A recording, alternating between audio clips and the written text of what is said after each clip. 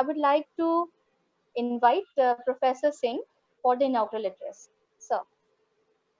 Thank you, Kunti. Thank you, Anjali, for organizing this program. It's a very relevant program and very relevant topic which you have chosen.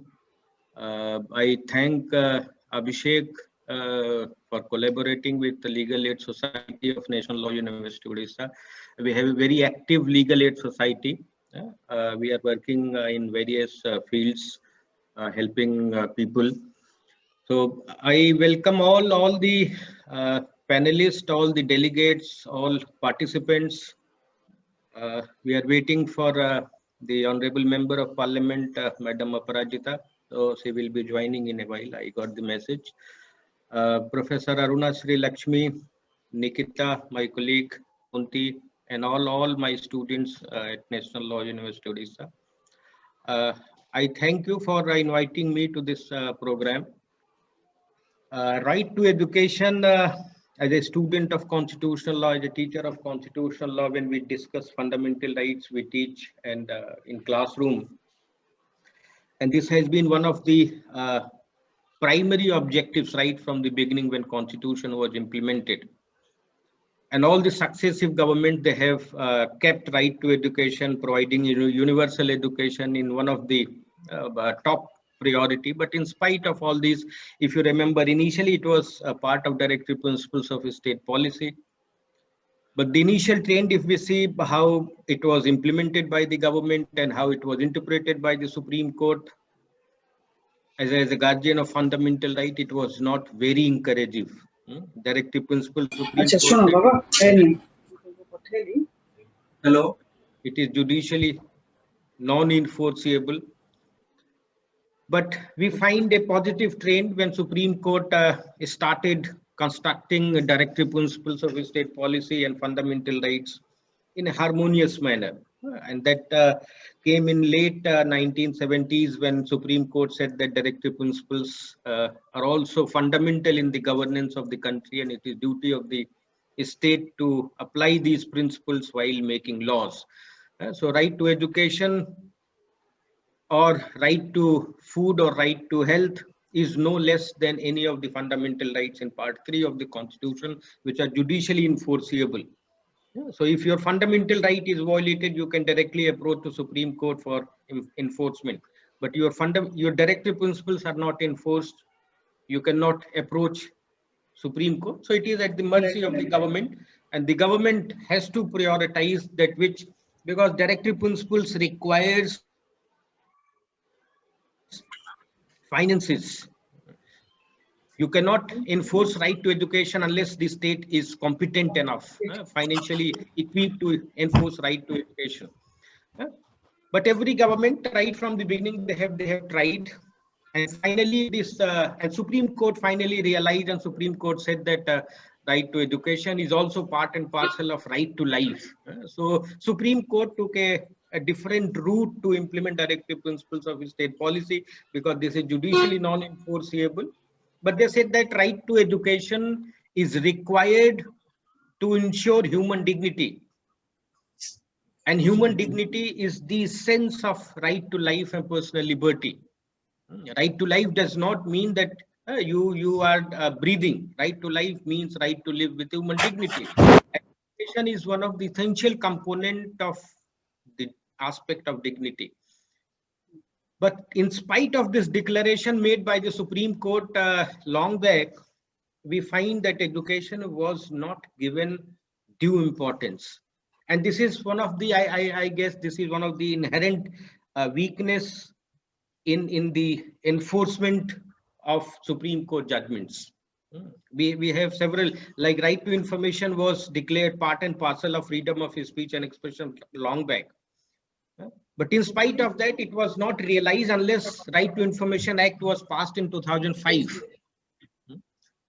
So right to education was part and essential ingredient of right to life, part and parcel of right to life, fundamental right, judicially enforceable. But in spite of that, it was not given due weightage unless this dream was realized in 2002. The Constitution was amended, And first time we discuss in the class that fundamental rights are negative rights and directive principles are positive rights. First time a positive right was inserted in the fundamental right chapter. Article 86 amendment was made in the constitution, and Article 21 capital A was added in the constitution, which first time provided fundamental right to education as a fundamental right. And it provided that from age 6 to 14, it is compulsory. It is a fundamental right of children between the age of 6 to 14 to get primary education. So first time this was, and this also provided that there will be a followed up legislation, and Right to Education Act was passed in year 2009. I think we completed 10 years of right, and that's why this program is being organized. The act made 3 major changes. One, it mandated age appropriate enrollment for children. So the enrollment rate was increased, and there is one report that between 2009 to 2016, the number of students in the upper primary level increased by almost 20%. So there was a very positive and big impact of Right to Education Act on the rate of enrollment in the school. The second feature of this Right to Education Act was that this ensured the qualitative norms. Qualitative norms, when I said, like section 19 of the Right to Education Act, which provided that there will be a specific teacher-student ratio, which every school has to maintain. Then you have to ensure on various other infrastructural aspects, like you have good classroom, you have good playground, you have good sanitation facility in the school, you have good facilities for the teachers education, continuous education for the teachers, and training for the teachers. The third aspect of Right to Education Act was that it also ensured inclusive right to education. So when we say right to education is a fundamental right, this is irrespective of the socio-economic background of the children. Socio-economic background of the children. So this first time ensured by law that irrespective of the socio-economic status, background, financial condition, the right to education will provide free and compulsory education to all the children.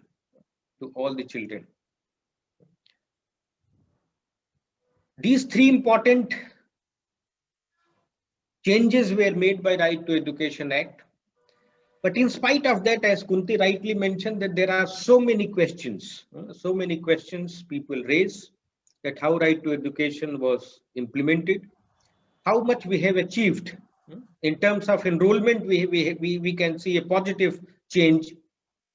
But in terms of quality, whether we have achieved what was intended by Right to Education Act. In terms of quality, we have not achieved the objectives which we intended. We have provided an ecosystem where we can work, but there are many things which I think we have to still work on, and organizations like sarkarischool.com and people like Abhishek Ranjan and the Legal Aid Society and people who are actively involved, as Abhishek mentioned. I think it is a duty of all these people, all these stakeholders, including the National Law Universities and their legal aid clinics, that we have to work for. We have now adopted a new education policy in 2020, and the new education policy gives much emphasis on early childhood care and education. one chapter is devoted to early childhood care and education. But there also, I think it's still a policy document, and government has to ensure that how education policy, prima facie it appears that this is a good policy, but how it impact education, or how Right to Education Act will function within this policy framework.